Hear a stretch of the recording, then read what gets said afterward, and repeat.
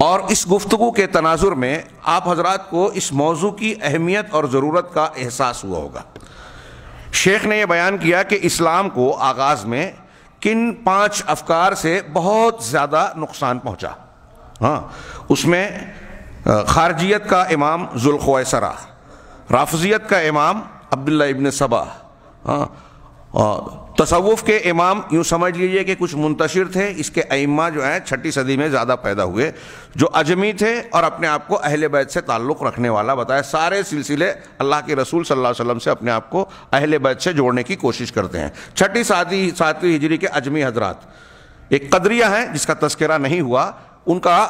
اصل الاصول یا اس کا بانی جو تھا معبد الجہنی بصرہ کا، ایک واصل ابن عطا اور عمر بن عبید، یہ جو شیخ نے اعتزال کا اقلیت پسندی کا ذکر کیا، ان کے سرغنہ یا بانی اور مؤسس یہ 2 حضرات ہیں۔ اس طریقے سے آپ حضرات دیکھیں گے کہ ان لوگوں نے جن گمراہیوں کا آغاز کیا، اور شیخ نے بالکل بجا طور پر فرمایا کہ اسلام اور دین کو نقصان پہنچانے والے اور مختلف اہوا اور بدعات کو نکال کر نبی کریم صلی اللہ علیہ وسلم کے فرمان کے میری امت کے 73 فرقے ہوں گے، 72 جو ہے وہ گمراہی کا یعنی جہنم کے راستے پر چلنے والے ہوں گے، اس کے مصداق بننے والے جتنے بعد کے گمراہ فرقے ہیں وہ انہی کی کوکھ سے جنم لینے والے ہیں، انہی کی فکر سے پرورش پانے والے افراد اور گروہ ہیں۔ میں نے یہ تذکرہ صرف اس لیے کیا کہ شیخ نے فوکس کیا کہ جس جماعت اخوان المسلمین، جماعت اسلامی اور ان کے بغل بچہ جو دوسری تنظیمات ہیں، ان کے وہ قطبی ہوں، سروری ہوں، حزب التحریر ہوں، بوکو حرام ہوں، یا دوسرے جو شدت پسند ہو آج کل ہمارے ہندوستان میں، جیسے مثال کے طور پہ ایک نئی پہلے ایک نوجوانوں کی تنظیم تھی جماعت اسلامی کے بچے جو نافرمان کہلانے لگے، ان پر پابندی لگی، ابھی جو ہے کیا فرنٹ جو ہے اس پر پابندی لگی۔ یہ افکار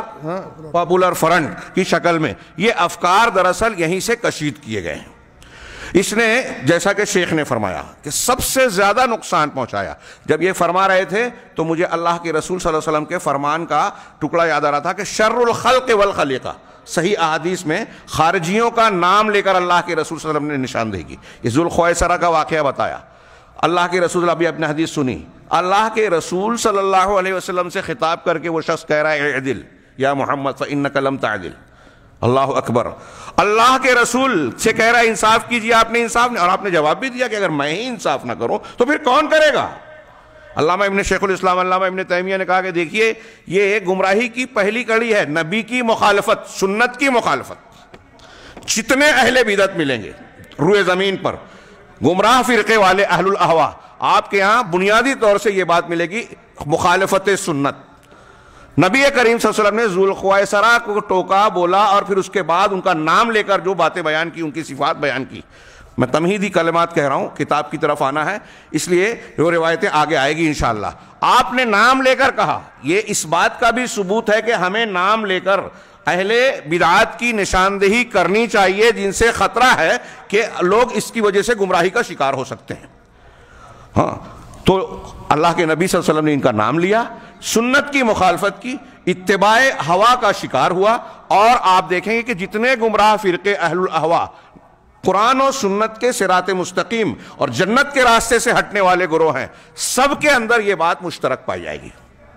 یہ کبار علماء ہمارے سلف کے تبصروں میں یہ باتیں آپ کو موجود ملے گی، اتباع ظن، اتباع اہوا اور مخالفت سنت، گمراہی کی یہ بنیادیں آپ کو ہر جگہ نظر آئے گی۔ اور شیخ نے فوکس کرتے ہوئے کہا کہ رافضیت اور خارجیت کے جو ایک سکے کے 2 رخ ہیں، ایک دوسرے سے تال میل بھی نظر آتا ہے، بظاہر ایک دوسرے کے ضد بھی ہیں لیکن تال میل بھی ہے۔ یہ موجودہ جس جماعت سے متعلق ہم گفتگو کرنے جا رہے ہیں، اخوان المسلمین یا اور اس سے متعلقہ ہم فکر حضرات، ان کے اندر ان کی خارجیت اور رافضیت کی صفات نمایاں طور پر ہے، لیکن میں آپ سے عرض کروں کہ جن ملاحظات آپ کے ہاتھ میں جو کتاب ہے میرے پاس عربی میں،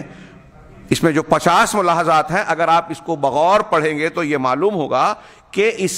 جماعت کے اندر صرف خارجیت اور رافضیت کی ہی گمراہی نہیں ہے، بلکہ جو دوسرے نام لیا گیا، اعتزال، دوسری زبان میں کہیں اصولی زبان میں اقلیت پسندی، ہاں، یہ بھی اس جماعت میں آپ کو بھرپور انداز میں نظر آئے گی۔ یہاں آپ کو تصوف کی گندگی بھی نظر آئے گی باطنیت اور سریت کی شکل میں۔ یہاں آپ کو انکار حدیث بھی نظر آئے گا، یہی عقل پسندی اور اعتزال کی شکل میں۔ یہاں آپ کو منہج سلف سے انحراف صحابہ کرام پر طعن و تشنیع کی شکل میں بھی نظر آئے گا۔ یہ آپ نے کچھ چیزیں سنی ہیں، ہم ملاحظات میں اسے پڑھیں گے۔ میں تمہید میں خاص طور سے آپ حضرات کو اس جانب متوجہ کرنا چاہتا ہوں کہ آپ یہ نہ سمجھیں کہ ہم صرف اخوان المسلمین کی ایک جماعت سے متعلق یوں ہی ان کے جو ہے ان پر ناقدانہ جائزہ پیش کر رہے ہیں یا ان کی خامیوں کا ذکر کر رہے ہیں۔ جی نہیں، یہ ہمارے کئی اعتبار سے دینی فریضے اور ہماری آپ کی ضرورت کا ایک حصہ ہے۔ ابھی بتایا کہ اسلام اور مسلمانوں کو سب سے زیادہ نقصان روئے زمین پر آج اسی فکر سے پہنچ رہا ہے۔ شدت پسندی، غلو، تشدد، مسلمانوں کو بلا شرعی آداب و احکام کے کافر قرار دینا، ان کی جان مال کو حلال سمجھنا، عورتوں کی عزتوں کو پر ہاتھ ڈالنے کو جائز قرار دینا، اور یہ صحابہ کرام کے ساتھ انہوں نے کیا تو آج کے موقع پر اس کا کیا معاملہ ہے؟ ابھی آپ نے سنا صحابہ کو دونوں کافر کہتے ہیں، تکفیر کا معاملہ۔ یہ چیز مسلمانوں میں جو نقصان پہنچا رہی ہے، ان کی گروہ بندی یا جماعت کو کہ شیرازے کو جو بکھیر رہی ہے، ساتھ ہی ساتھ اس امر نے عالم اسلام میں بلکہ پوری دنیا میں اسلام اور مسلمانوں کے چہرے کو انتہائی مخدوش بنا دیا۔ مسلمانوں کے خلاف عالمی میڈیا، یہودی میڈیا اور دوسرے جو اعدائے اسلام ہیں وہ دہشت گردی، انتہا پسندی کے جو الزامات لگاتے ہیں، اور ہمیں اور آپ کو تعجب ہوتا ہے، لیکن ان الزامات کو تقویت پہنچانے کے لیے جواز اور ثبوت فراہم کرنے والے یہی لوگ ہیں۔ جن تنظیمات پر اعتراض کیا جاتا ہے عالمی میڈیا میں، مثال کے طور پہ داعش،